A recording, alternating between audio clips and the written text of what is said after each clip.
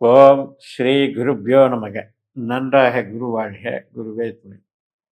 பரபிரம்ம ருத்ரகாயத்ரி ஞானஸ்தலத்து நண்பர்களுக்கு வணக்கங்களும் வாழ்த்துக்களும். சிம்ம லக்னத்திற்கு குரு பயிற்சி பலனை பார்க்க இருக்கிறோம். குரு பயிற்சியை எப்படி பார்க்கணும்?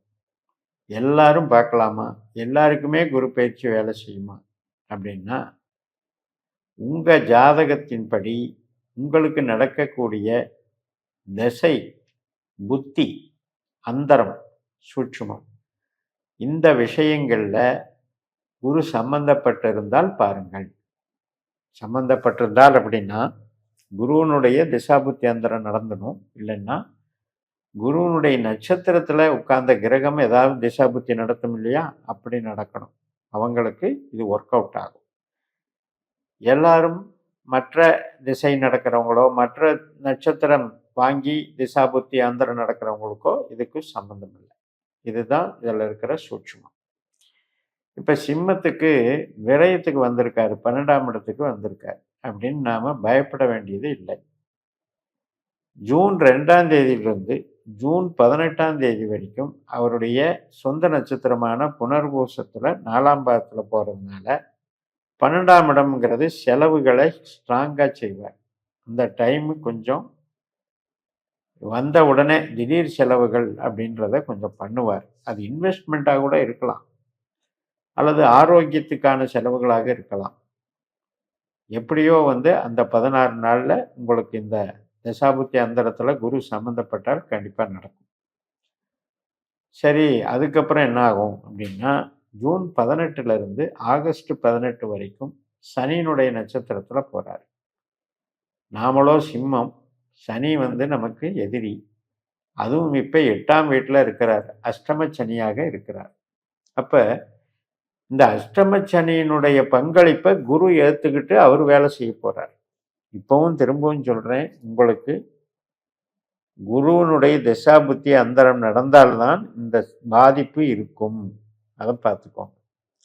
இது என்ன மாதிரி பாதிப்பு அப்படின்னா, ஹார்டு ஒர்க்கு, கடுமையாக உழைக்கிறேன், ஆனால் பெருசாக வருமானம் இல்லை. அதே மாதிரி கடன் பிரச்சனை தீரல, ஹெல்த் இஷ்யூஸும் முடியல, ரொம்ப இதாக இருக்குது. உறவுகளில் பார்த்தீங்கன்னா ஒரு மாதிரியாக ஸ்ட்ரெஸ் கொடுத்துக்கிட்டே இருக்காங்க. இதில் ஏதாவது ஒன்று நம்மளுக்கு கிளிக் ஆகிக்கிட்டே இருக்கு. நாம் பேசுகிறனாலே சண்டை வருது, அல்லது அவங்க பேசுறது நம்மளுக்கு டென்ஷன் ஆகுது. இது மாதிரி விஷயங்களை இப்போ பண்ணிகிட்டே இருக்குது. அப்படிங்கிறது உங்களுக்கு ஆகஸ்ட் 18 வரைக்கும் கேர்ஃபுல்லாக இருங்க. சனி நட்சத்திரத்தில் போகிற வரைக்கும் தான். திரும்பவும் சொல்கிறேன், உங்களுக்கு குரு தசாபுத்தி அந்தரம் நடந்தால் மட்டும்தான் இந்த பலன். இதுதான் குரு பயிற்சி பார்க்குற மெத்தட். இப்போ இந்த சனியினுடைய நட்சத்திரமான பூசத்திலிருந்து ஆகஸ்ட் 18ஆம் தேதி அவர் புதன் நட்சத்திரத்துக்கு மாறிடுறார், ஆயில்ய நட்சத்திரத்துக்கு மாறிடுறார். அப்போ நமக்கு நல்லது தான். பணம் கிடைக்கும், லாபம் இருக்கும், தொழில் பலம் பெருகும், வளர்ச்சிகள் அதிகரிக்கும், உறவுகள் நிலைக்கும். உறவுகள் பகை இல்லாமல், பகையை மறந்து உறவுகள் மகிழ்ச்சியாக காணப்படும். சுபகாரியங்கள் நடக்கும். இத்தனைக்கும் நல்லா இருக்கு. குடும்பத்தில் ஒரு சுபகாரியங்கள் நடக்கிறது. நம்ம திருமணம் போன்ற காரியங்கள், குழந்தை பிறப்பு போன்ற காரியங்கள், சுப நிகழ்ச்சிகள் எல்லாம் நடக்கும். வீடு கட்டுறது, இடம் வாங்கிறது, வாகனம் வாங்கிறது, அத்தனைக்கும் சிறப்பாக இருக்கு. இந்த புதன் என்பவர் 12ஆம் வீட்டில் நட்சத்திரமாக இருந்தாலும் நம்ம ஜாதகத்தில் 12லே இருக்காரான்னு பார்த்துக்கோங்க. நம்ம ஜாதகப்படி 8ஆம் வீட்லேயோ 12ஆம் வீட்லேயோ புதன் இருந்தார் அப்படின்னா, அதாவது இப்போ உங்களுக்கு மீனராசிலேயோ கடகராசிலேயோ புதன் இருந்தாருங்க அப்படின்னா அவங்க மட்டும் கொஞ்சம் பிரச்சனை இருக்குன்னு தெரிஞ்சுக்கோங்க. இது என்ன மாதிரி ஹெல்த் இஷ்யூஸ் வரலாம், உறவுகள் பகையாகலாம், அல்லது வேலையில் டார்ச்சர் அனுபவிக்கலாம், ப்ரொமோஷன் தடையாகலாம். இது மாதிரி விஷயங்கள் நடக்கும். அப்படி இல்லாமல் வேற எந்த இடத்துல குரு சனி புதன் இருந்தாலும் உங்களுக்கு ஒரு பாதிப்பும் இல்லை. 4ஆம் இடம், 8ஆம் இடம், 12ஆம் இடம் என்பது நம்ம லக்னத்திற்கு நெகட்டிவான ஸ்தானங்கள். நாம நெருப்பு ராசி, 4ஆம் இடமான விருச்சிக ராசியும் 8ஆம் இடமான மீன ராசியும் 12ஆம் இடமான கடக ராசியும் நீர் ராசிகள். நமக்கு ஆகாத, அதாவது நமக்கு பிரச்சனையை ஏற்படுத்தக்கூடிய ராசிகள். நெருப்புக்கும் நீருக்கும் பகை. இது மாதிரியான விஷயங்கள் நாம் கொஞ்சம் கவனம் பண்ணிக்கணும். நம்ம ஜாதகத்தை பொருத்தி பார்த்து பயிற்சி பலன்களை பார்ப்பதால் நன்மைகள் உண்டு. ஆமாங்க, எனக்கு குரு திசை தான் நடக்குது, அல்லது குரு புத்தி நடக்குது, அல்லது குரு அந்தரம் நடக்குது, கஷ்டப்பட்டுக்கிட்டு இருக்கேன், எனக்கு குரு நல்லது செய்யலை, பிரச்சனையில் இருக்கேன் அப்படிங்கிறவங்களுக்கு பரிகாரம் அதையும் பார்க்கணும் இல்லையா? அதுக்கு என்ன பரிகாரம் அப்படின்னா, பொருள் சார்ந்த கஷ்டத்தில் இருக்கிறீங்க, கடன் பிரச்சனை மற்றும் ஒரு மாதிரி நமக்கு நஷ்டமாகி போச்சு தொழிலில், இது மாதிரி விஷயங்களுக்கு பரிகாரம் அப்படின்னு எடுக்கும் பொழுது நீங்கள் சிவன் ஆலயத்துக்கு போகணும். மெயினாக கிருத்திகை, உத்திரம், உத்திராடம், ரோகிணி, அஸ்தம், திருவோணம் இந்த 6 நட்சத்திரங்களை பயன்படுத்துங்க. சிவ ஆலயங்களுக்கு போய் வழிபடுங்க. சிவன் சக்தி 2 பேரையும் வழிபட்டுட்டு வாங்க. அருவிகள், நீர்நிலைகள் இருக்கிற இடமா இருந்தாலும் நல்லது தான், நல்ல சிறப்பாக இருக்கும்.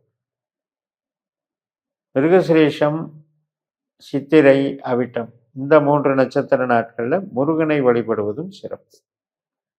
இதெல்லாம் உங்களுக்கு பொருளாதார நெருக்கடிக்கு உண்டான பரிகாரம். பொருளாதாரமெல்லாம் நல்லா தாங்க இருக்கு, ஆனால் பகையாகுது, இல்லைன்னா ஹெல்த் இஷ்யூஸ் வருது, உறவுகள் பகையாகுது, யாரு கூடயும் இணக்கமாக இல்லை, சண்டை சச்சரவாகவே போயிட்டுருக்கு. இந்த மாதிரி இருக்கவங்களுக்கு என்ன பரிகாரம் அப்படின்னு எடுத்துட்டிங்கன்னா, நம்மளை நாம் பலப்படுத்தணும், நம்மளுக்கு வலுவேற்றணும். நீங்கள் மலை மேல் இருக்கக்கூடிய கோவில்களுக்கு சென்று வாருங்கள். சிவாலயங்களுக்கும் போகலாம், மகா கணபதி பூஜைகள் செய்யலாம், பிள்ளையார் பற்றி போயிட்டு வரலாம். கணபதிக்கு உண்டான நட்சத்திரம் அஸ்வினி, மகம், மூலம். இந்த 3 நட்சத்திர நாட்களில் தொடர்ந்து விநாயகருக்கு அர்ச்சனை வழிபாடு செய்துட்டு வாங்க.